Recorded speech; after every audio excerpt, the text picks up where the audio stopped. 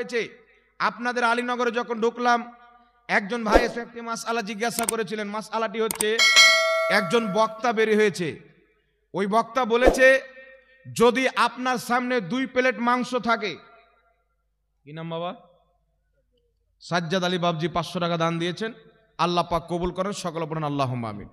আপনার সামনে যদি 2টো প্লেট থাকে, 2 প্লেটে যদি মাংস থাকে, 1 প্লেটে শুয়ারের মাংস, 1 প্লেটে মাজারে তোহফা স্বরূপ মুরগা নিয়ে যায়, ওই মুরগার মাংস আপনাকে খেতে হবে জান বাঁচার জন্য, তো বলছে শুয়ারের মাংস খাওয়া যাবে, মাজারের মুরগার মাংস খাওয়া যাবে না। একটু নাউজুবিল্লাহ বলবেন না? এই কথা বলে ওর বউটা 18 বার তালাক হয়েছে। কতবার? যে মৌলবি বলেছে ওর বউ 18 বার তালাক হয়েছে, ওর বাপও এই ফতোয়া দিয়েছিল, ওর মা তালাক হয়েছিল, তারপর ওই মৌলবি জন্ম নিয়েছে। তো তালাকের পর যদি বাচ্চা জন্ম নেয়, বাচ্চাটা হালাল হবে না হারামজাদা হবে? তো জারু সন্তান মৌলবি যখন ফতোয়া দিবে, তো ভালো ফতোয়া দিবে না নাপাক ফতোয়া দিবে? কথা বলেন। একটা গোপাল ভাঁড় পোল্ট্রি মুরগি বক্তা বেরিয়েছে, এ বলতে চায়, নাম নেব না, সবাই বুঝতে পারছেন পোল্ট্রি মুরগি খেয়ে। এ বলছে মাজারের মুরগা আর শুয়ারের মাংস যদি একদিকে থাকে, তাহলে শুয়ারের মাংস খাওয়া যাবে, মাজারের মুরগা খাওয়া যাবে না, শুয়ার চাইতো হারাম। আমি বলতে চাই এরা এমন একটি জাতি, এদের বাপ রশিদ আহমদ গাঙ্গুহি ফাতাওয়া রশিদিয়ার মধ্যে লিখেছে মন্দিরের প্রসাদ খাওয়া যায়। তখন শুয়ারের মাংস দেখতে পেল না।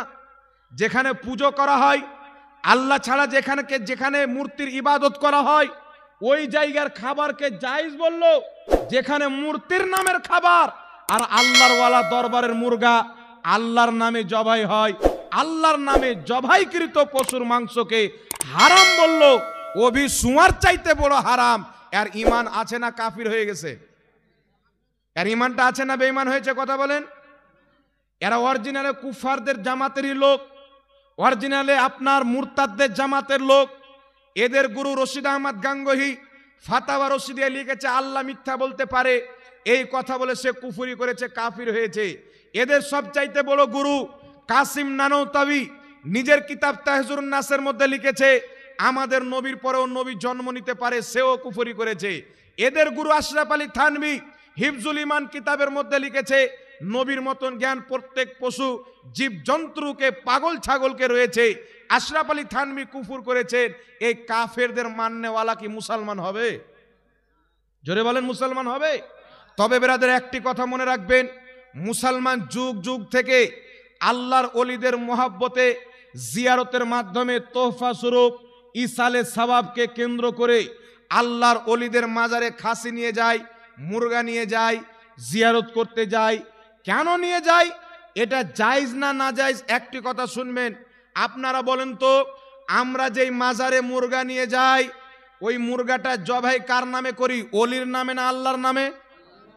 কথা বলেন, কার নামে জবাই করি? খাসি নিয়ে যাই, জবাই কার নামে হয়? আল্লাহর নামে জবাই হয় না? বিসমিল্লাহি আল্লাহু আকবার, আল্লাহর নামে জবাইকৃত মাংস আল্লাহ কুরআনে বলছে হালাল। যদি কোনো মৌলবি আল্লাহর নামে জবাইকৃত মাংসকে, পশুর মাংসকে হারাম বলে, ও ভি শুয়ার চাইতে বেশি হারাম, নিঃসন্দেহে ওই মৌলবি বেঈমান, জাহান্নামী, ইবলিস, শয়তান ওর চাইতে ভালো। ওর বক্তব্য শোনা মুসলমানদের জন্য জায়েজ নাই। কথা বুঝতে পেরেছেন? এখন আপনাকে বলি বাবা শুনেন, যদি মাজারের খাসি ইসালে সওয়াব নিয়েতে মানুষ নিয়ে যায় ফাতিহার জন্য, ফাতিহার দলিল আমি দিচ্ছি, এই বিষয়ে একটু আলোচনা করে দিই, যেহেতু এই মাসলাটা আমাকে ডিটেলস ভাবে বলতে বলেছিলেন। মন্দিরে যে প্রসাদ হয়, খাবার হয়, এটাকে কি কোরআন পড়া হয়, দোয়া করা হয়, পূজা করা হয়? আর এই পোল্ট্রি মুরগির নাজেজ বাপ রশিদ আহমদ গাঙ্গুহি বলছে পূজা করা খাবার খাওয়া যায়।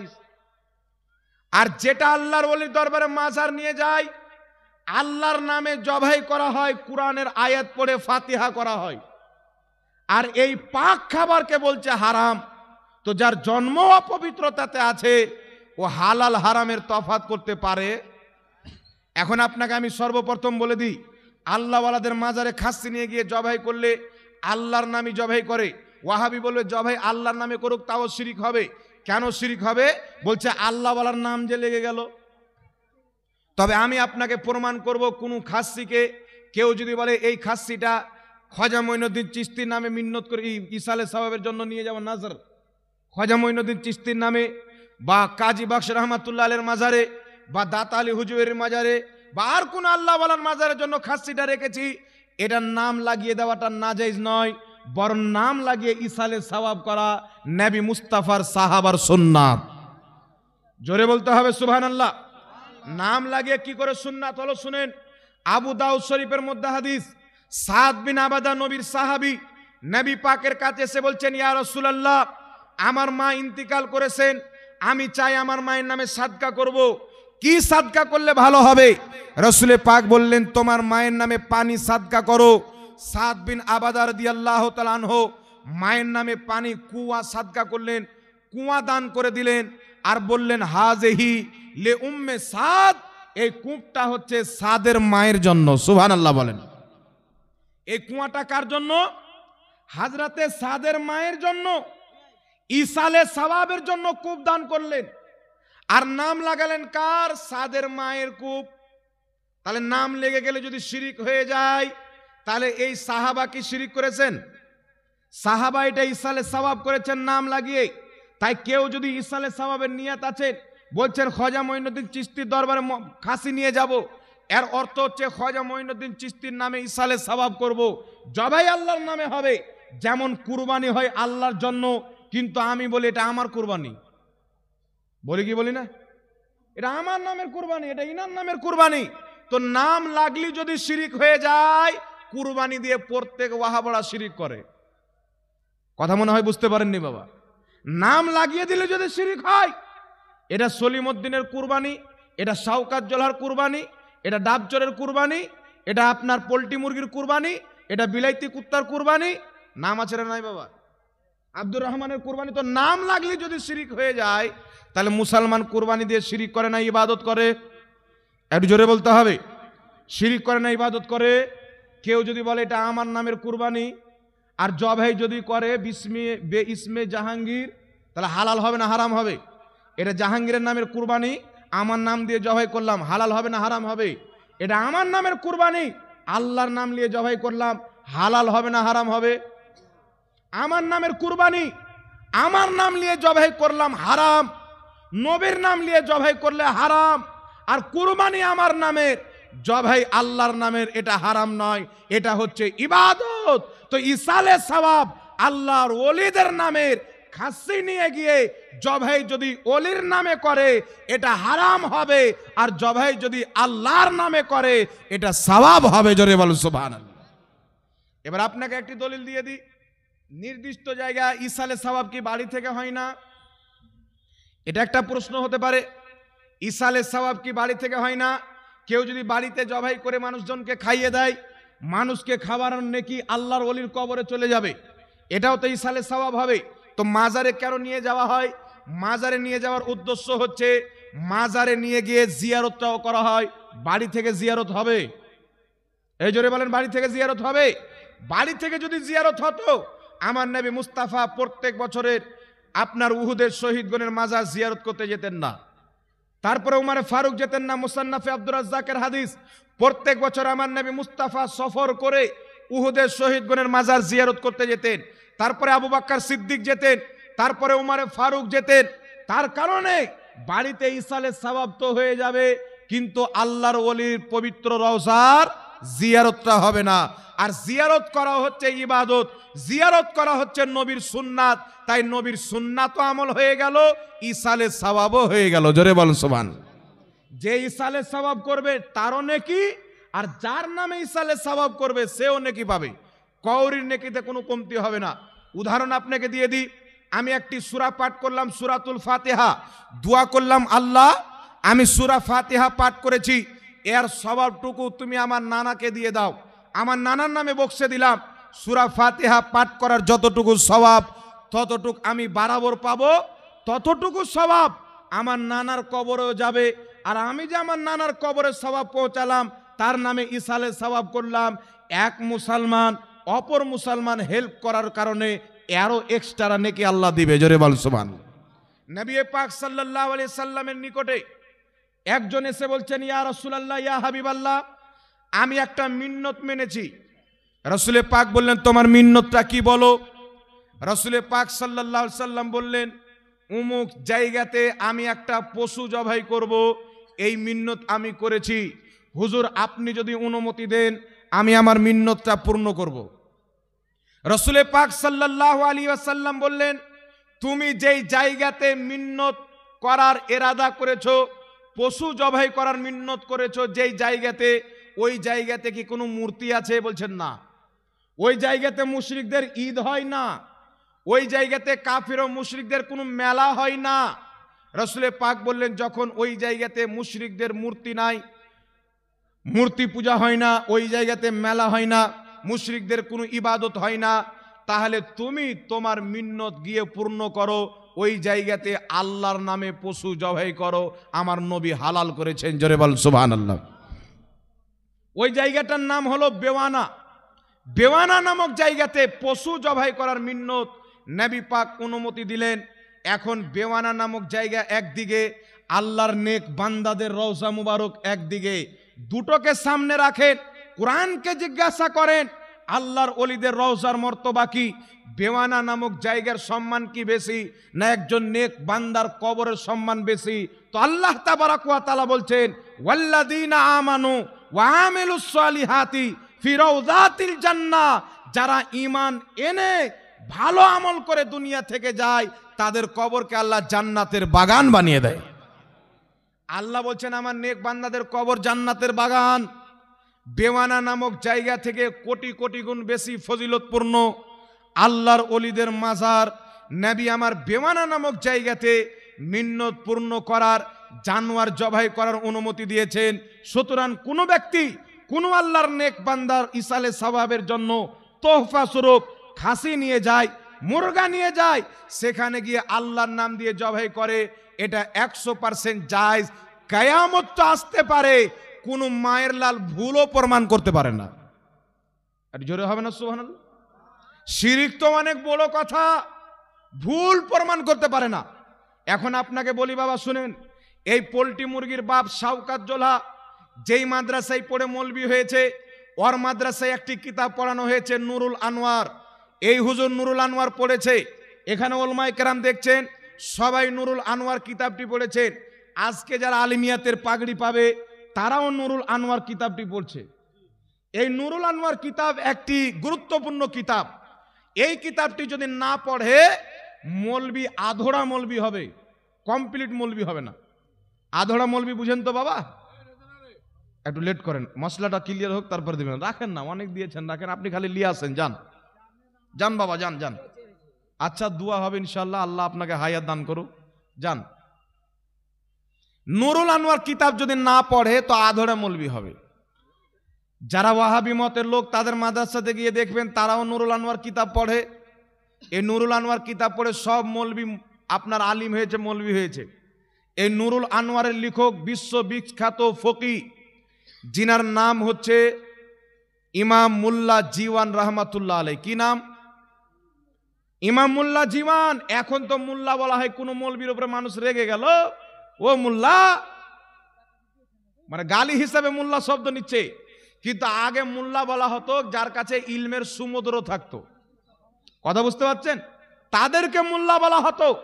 ইমাম মুল্লা জীওয়ান রহমাতুল্লাহ আলাই, যিনি নুরুল আনোয়ার লিখেছেন, যার কিতাব পড়ে পোল্ট্রি মুরগির বাপ মৌলবি হয়েছে। এখন আপনাকে বলতে চাই ইনি হচ্ছেন বহুত বড় ফকি। ফকি কাকে বলে?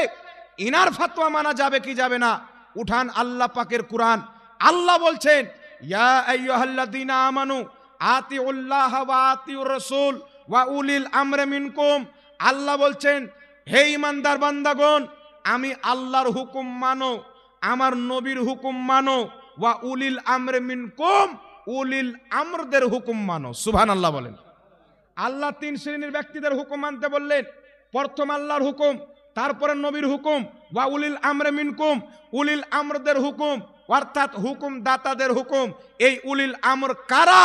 উঠান হাকিম আল মুস্তাদরাক আলা সাহিহাইন, এই কিতাবের মধ্যে হাদিসটি উল্লেখ করে ইমাম হাকিম বলছেন হাজা হাদিসুন সহিহুন, এই হাদিসের সনদ সহি।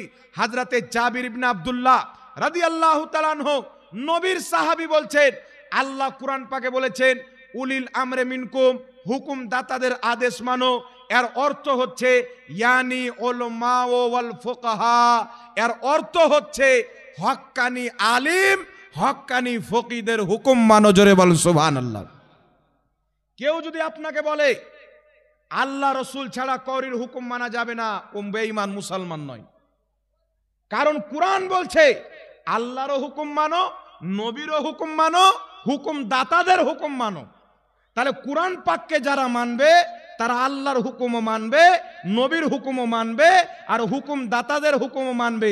আল্লাহর হুকুম কুরআন মানলে পাওয়া যায়, নবীর হুকুম হাদিস মানলে পাওয়া যায়, আল উলিল আমরদের হুকুম মাযহাব মানলে পাওয়া যায়। জোরে বলুন সুবহানাল্লাহ। ফিকহ শাস্ত্রের কিতাব পড়লে পাওয়া যায়, তাফসীরের কিতাবে পাওয়া যায়। জগৎ বিখ্যাত ইমামুল্লাহ জীবন রাহমাতুল্লাহ আলাইহির বিশ্ববিখ্যাত কিতাব তাফসিরাতে আহমদিয়া ভারতেও চলে, সৌদিতেও চলে, দুবাইও চলে, কাতারেও চলে, মিশরের জামে আজহারেও পড়া হয়। এই তাফসিরাতে আহমদিয়ার ৪৬ নম্বর পৃষ্ঠার মধ্যে লিখতেছেন, যুগ যুগ থেকে মুসলমান নাজরানা স্বরূপ ইসালে সওয়াব হিসাবে আল্লাহর ওলিদের দরবারে খাসি নিয়ে যায়, ছাগল নিয়ে যায়, গরু নিয়ে যায়, মুরগা নিয়ে যায়, হালাল পশু নিয়ে যায়, জবাই আল্লাহর নামে করে। ইমামুল্লাহ জীবন বলছেন ওয়া হালালুন তাইয়্যিবুন, এটা হচ্ছে পাক এবং পবিত্র খাবার। জোরে বলতে হবে সুবহানাল্লাহ। হালালুন তাইয়্যিবুন, এটা হচ্ছে হালাল এবং পবিত্র।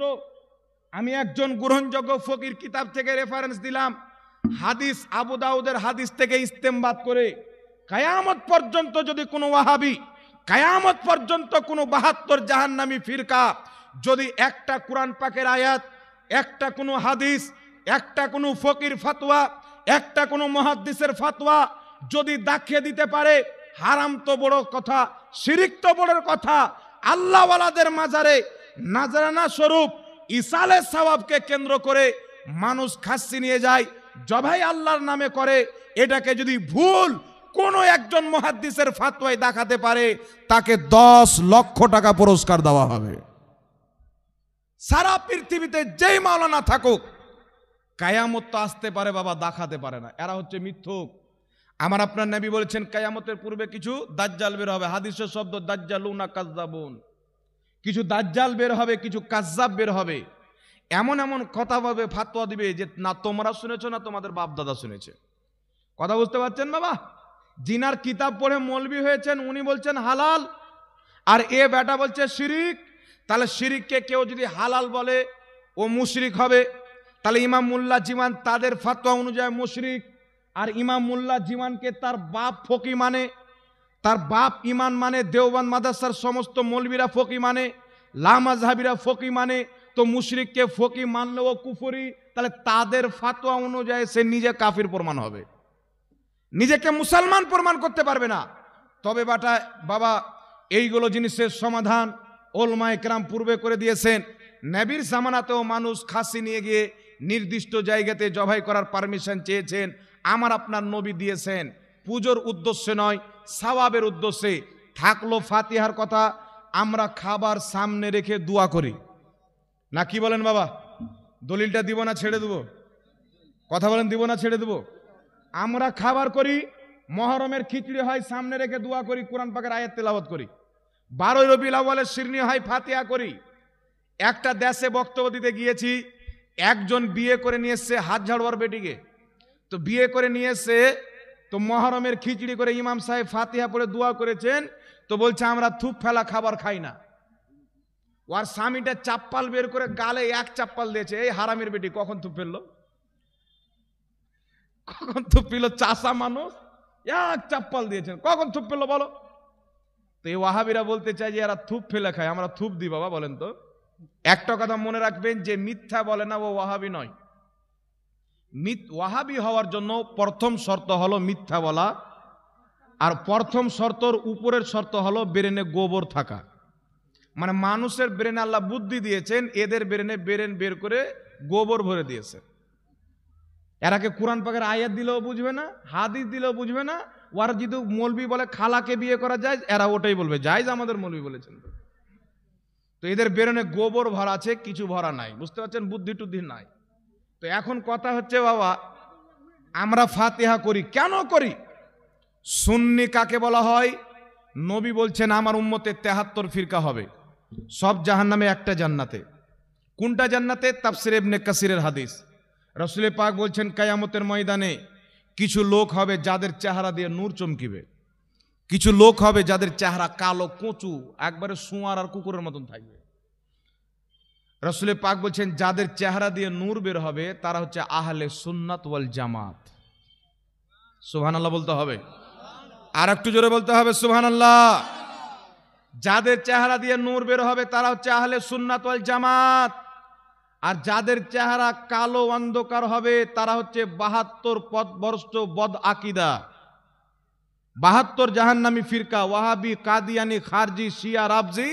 এদের চেহারা কালো অন্ধকার হয়ে যাবে, একবারে কালো জানোয়ারের মতন। আর যারা আহলে সুন্নাত ওয়াল জামাত, সুন্নি মুসলমান, তাদের চেহারা দিয়ে নূর চমকিবে। জোরে বলেন সুবহানাল্লাহ। এখন কেন নূর চমকিবে? সুন্নি কারা? যারা নবীর সুন্নাতে চলে তারা হচ্ছে আহলে সুন্নাত ওয়াল জামাত। আর যারা নবীর সুন্নাতকে শিরিক বলে তারা তো মুসলমানই নয়। নবীর সুন্নাতকে শিরিক বললে মুসলমান থাকবে? একটু জোরে বলতে হবে। আমি আপনাদেরকে 3টি হাদিস শোনাবো। সর্বপ্রথম হাদিস শুনেন, নবী পাক সাল্লাল্লাহু আলাইহি ওয়াসাল্লাম জিদ্দর ময়দানে আছেন। হাদিসটি মুসলিম শরীফের মধ্যে।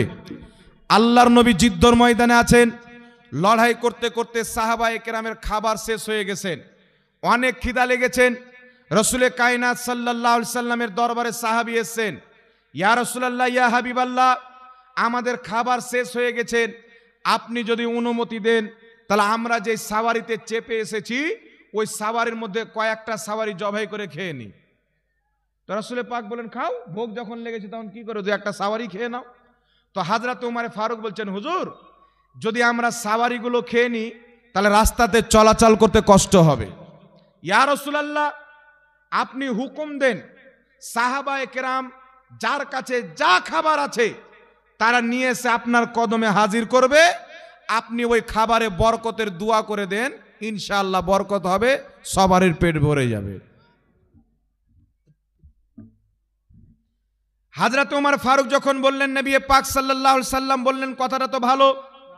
আল্লাহর নবী সাল্লাল্লাহু আলাইহি সাল্লাম বললেন সবাইকে ডাকো। সবাইকে ডাকলেন, বললেন যার কাছে যা খাবার আছে নিয়ে এসো।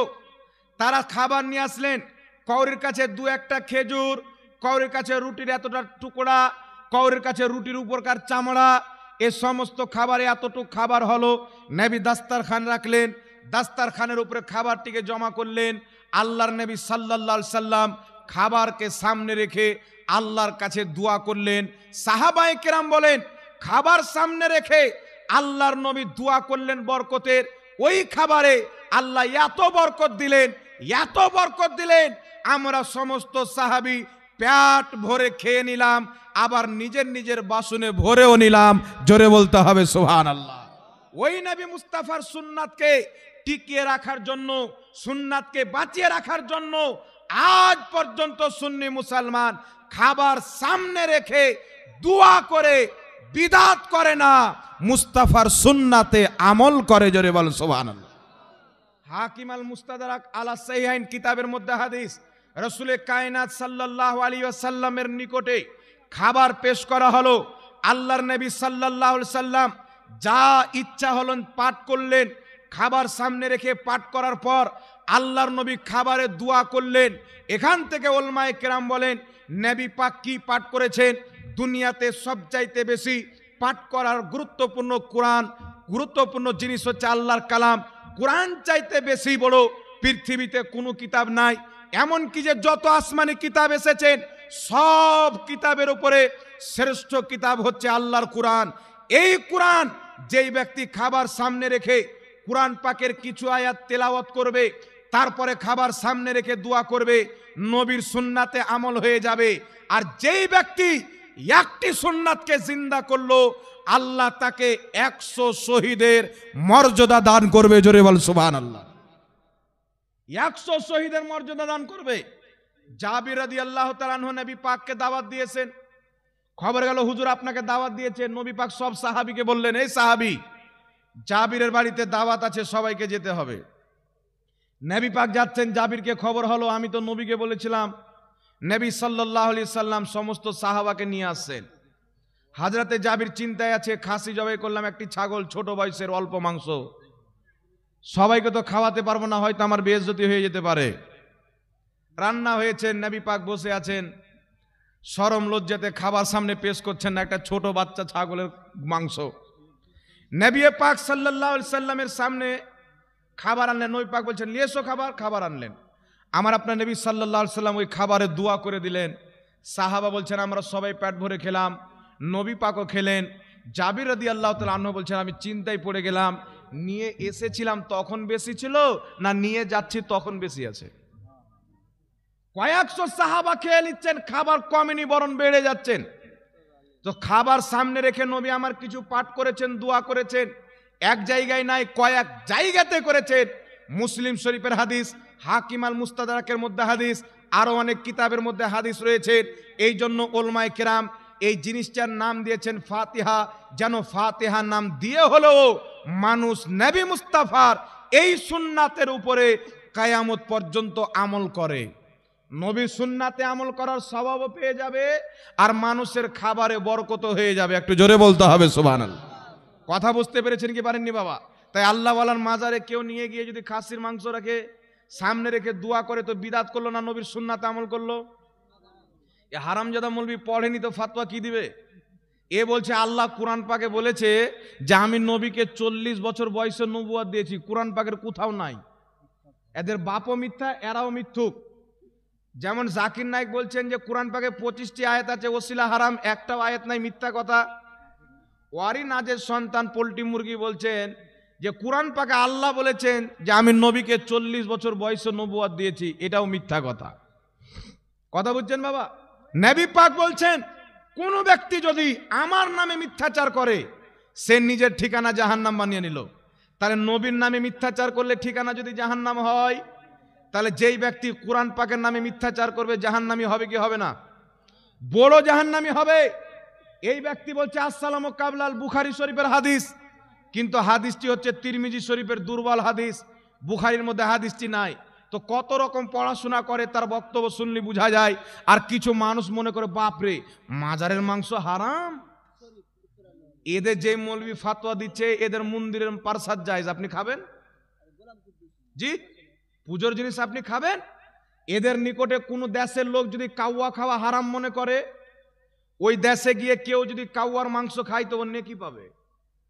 আপনি কাউয়া খাবেন? হাদিয়াতুল মাহাদির মধ্যে ওয়াহিদুজ্জামা লিখছে যেইগুলো পশু পাখির মাংস খাওয়া হালাল, ওই সমস্ত পশু পাখির পায়খানা পেশাবও পাক। তাই বাংলাদেশের কিছু মৌলবি বলছে নিজের চাদরকে যদি গাভীর পেশাবে ডুবিয়ে গায়ে দিয়ে নামাজ পড়েন আপনার নামাজ হয়ে যাবে। তো ইবলিসি নামাজ হবে, মুসলমানের নামাজ হবে কি? মুসলমানের নামাজ হবে না। তাদের একজন মৌলবি ফতোয়া দিচ্ছে, আমার মোবাইলে ফতোয়া আছে লামাযহাবি, নাউজুবিল্লাহ। সে বলছে যেই পুরুষের যেই রক্ত দিয়ে বাচ্চা জন্ম নেয় ওই রক্তটা হচ্ছে পাক। তো সে বলছে, মানুষ বলছে হুজুর পাক তাহলে খেতে পারে? বলছে আপনার রুচলে আপনি খেতেও পারেন। নাউজুবিল্লাহ বলবেন না? এত জঘন্য কম যাদের নিকটে উটের পেশাব খাওয়া হালাল, যাদের নিকটে পোল্ট্রির পেশাব গু খাওয়া হালাল, যাদের নিকটে গরুর লাদ পেশাব খাওয়া হালাল পাক, যাদের নিকটে মানুষের রক্ত খাওয়া হালাল, তারা আমাদেরকে বলছে মাজারের মাংস খাওয়া হারাম। আরে তুমি তো কি তোমার 7 নসলকে কিয়ামত পর্যন্ত চ্যালেঞ্জ হলো, একটা দলিল দেখাও, আমরা দলিল দিব আল্লাহ ওয়ালাদের দরবারের খাবার শুধু হালাল নয় বরং বরকতময়। জোরে বলেন সুবহানাল্লাহ। যে দলিল দিবে তারটা না মানতে হবে বাবা। আমি আপনার সামনে হাদিস থেকে ইস্তেমবাদ করে দলিল দিলাম, আবু দাউদের হাদিস। তারপরে আপনার সামনে তাফসিরাতে আহমদিয়া থেকে স্পষ্ট দলিল দিলাম যে আল্লাহর ওলিদের মাজারে যে খাসি নিয়ে যাওয়া হয় ওই খাসিটা হচ্ছে পাক এবং হালাল। তো যেটা পাক এবং হালাল ওটা খাওয়া হালাল না হারাম? আর জোরে বলেন। তাহলে আমরা খাবো কি খাবো না? তবে একটা কথা মনে রাখবেন বাবা, মাজারে মহিলাদেরকে নিয়ে যাওয়া যাবে? কথা বলেন। মহিলাদেরকে আমরা মাজারে নিয়ে যাব, মাজারে গিয়ে সেজদা করব, ভণ্ডামো করব, মাজারে গিয়ে মাথা ঠেকবো, মাজার থেকে 2-3 হাত দূরে দাঁড়িয়ে কোরআন পাকের কিছু আয়াত পড়ে আল্লাহর কাছে ওই অলির ওসিলা দিয়ে চেয়ে দোয়া সমাপ্ত করে চলে আসব। আর অলিদের মাজার তৈরি করার গুম্বাদ আর তাদের ওসিলা দিয়ে দোয়া করার আমার অনেক বক্তব্য আছে, আপনারা দেখে নেবেন, অসংখ্য দলিল আছেন। কিয়ামত তো আসতে পারে, কেউ এগুলোকে নাজেজ বা শিরিক প্রমাণ করতে পারে। একজন মৌলবি যুক্তি দিচ্ছেন যে মাজারের বাইরে ফকির বসে থাকে কোটরা নিয়ে, তো ফকির বুঝে নিয়েছে যে মরা মানুষ কিছু দিতে পারে না, আর কিছু নামের মুসলমান বুঝতে পারেনি, ও বাচ্চা হয় না আর খাজা মঈনুদ্দিন চিশতির কাছে চাইতে যায়। এবার ওই মৌলবীর একটা বাপ হসপিটালে সাক্ষাৎ, এই কিসের জন্য এসছো? বলছে আমার বাচ্চা হয় না তাই এসেছি। তো তোর বাচ্চা হয় না তা আল্লাহর কাছে যাও, হসপিটালে কি করছো? তোমরা তো বলো আল্লাহ ছাড়া কারোর কাছে যাওয়া যাবে না। বলছে এদের কাছে বাচ্চা নিতে আসেনি, বাচ্চা হওয়ার ওষুধ নিতে এসেছি। তো এই পাগলা কুত্তা, কোন ব্যক্তি আল্লাহর ওলির কাছে বাচ্চা চাইতে যায়? আল্লাহর ওলির ওসিলা দিয়ে দোয়া করতে যায়, যদি ওলির ওসিলায় দোয়াটা কবুল হয়ে আল্লাহ দিয়ে দেয়, এটাই তো নিয়ত থাকে। আমরা কি এটা মানি যে খাজা মঈনুদ্দিন চিশতি বাচ্চা দেয়? আমরা কি এটা মানি যে গৌসে আজম বাচ্চা দেয়? আমাদের উদ্দেশ্য কি? তাদের ওসিলা দিয়ে দোয়া করলে আল্লাহ দোয়াটা কবুল করে তাদের ওসিলা দিয়ে বাচ্চা দেয়। কথা বুঝতে পেরেছেন? এটা যদি শিরক হয় তো তোকে জ্বর হচ্ছে, তুই ওষুধ খাতে যাচ্ছিস, ওটাও শিরিক। ডাক্তারের কাছে যাচ্ছিস, বাচ্চা হয় না, ওটাও শিরিক। না কি বলেন বাবা? যেই যুক্তি দিয়ে আমাদেরকে মুশরিক প্রমাণ করে, ওদের 14 নাসল মুশরিক প্রমাণ হবে। তো এদের শিরকের ফাতোয়া কচুর পাতা। তাফসিরে ইবনে কাসিরের মধ্যে হাদিস, রাসূলে কায়নাত বলছেন, বর্ণনাকারী হুযায়ফা বিন ইয়ামান, আল্লাহর নবী সাল্লাল্লাহু আলাইহি সাল্লাম বলছেন, আমার এই কথার কোনো ভয় নাই যে আমার পরে তোমরা শিরিক করবে, আমার পরে তোমরা কোনোদিন শিরিক করবে না। আমাকে একদল লোকের ভয় রয়েছেন যারা কিয়ামতের পূর্বে বের হবে আর মুসলমানের উপরে শিরকের ফতোয়া দিয়ে তাদেরকে হত্যা করবে। মুসলমানের উপরে শিরকের ফতোয়া দিবে। রাসূল বলছেন তারা কাফির মুশরিককে ছেড়ে দিবে, মুসলমানদের উপরে শিরকের ফতোয়া দিবে। কথায় কথায় আমাদের উপরে শিরকের ফতোয়া দেয়। কিন্তু দেখেন বাংলাদেশের মাটিতে যখন কালী পূজা হলো, ওয়াহাবি মৌলবি পূজার মণ্ডপে গিয়ে গীত গায়, মূর্তির সামনে গিয়ে পূজা করে, পূজা করার পরে ওরা পাক্কা মুসলমান। চিন্তা করছেন বাবা? তো আসল মুশরিক। রাসূলে পাক বলছেন তারা মুসলমানের উপরে শিরকের ফতোয়া দিবে। হুযায়ফা বিন ইয়ামান বলছেন, ইয়া রাসূলুল্লাহ, আসলে কি মুসলমান শিরকে লিপ্ত হয়ে যাবে? রাসূলে পাক বলছেন, না, যাদের উপরে শিরকের ফতোয়া দিবে তারা মুসলমান থাকবে, যারা শিরকের ফতোয়া দিবে তারা নিজেই মুশরিক থাকবে। নবীর হাদিস অনুযায়ী লা মাযহাবি মুশরিক, ওয়াহাবি দেওবন্দি মুশরিক। মুশরিক হওয়ার কারণ কি? দেওবন্দি নিজের কিতাব আল জামিয়াত কা শাইখুল ইসলাম নাম্বারের মধ্যে লিখেছে, হুসেন আহমদ মাদানিকে তারা খোদা লিখে রেখেছে।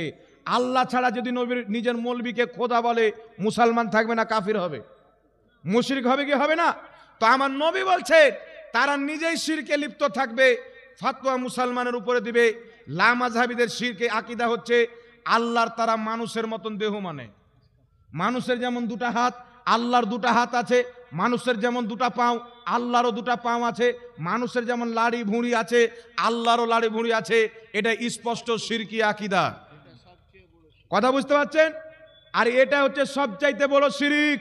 আর আমার নবীর হাদিস সত্য প্রমাণ হচ্ছে বেটার আকীদায় শিরকে ডুবে আছে, আর শিরকের ফতোয়া মানে আমাদের উপরে। বুঝতে পারছেন বাবা? তো রাসূল পাকের প্রত্যেকটা হাদিস বাস্তব হচ্ছে। একজন 502 টাকা দান দিয়েছেন, মাশাআল্লাহ, দেখছেন। হ্যাঁ, মা বোনেরা, নানা নানি, দাদা দাদি, গোটা গোষ্ঠীর নামে দিয়েছেন, ঠিক আছে? হ্যাঁ, এই দেখছেন আরেকজন ব্যক্তি 1 2 3 4 2000 টাকা দান দিয়েছেন। একজন 200 টাকা দান দিয়েছেন। আল্লাহ পাক কবুল করেন। সকলে পড়েন আল্লাহুম্মা আমিন। একবার সকলে নারা লাগান তো, নারে তাকবীর, নারে রিসালাত, মাসলাকে আলা হযরত উলামায়ে আহলে সুন্নাত, সরজমিনে আলীনগর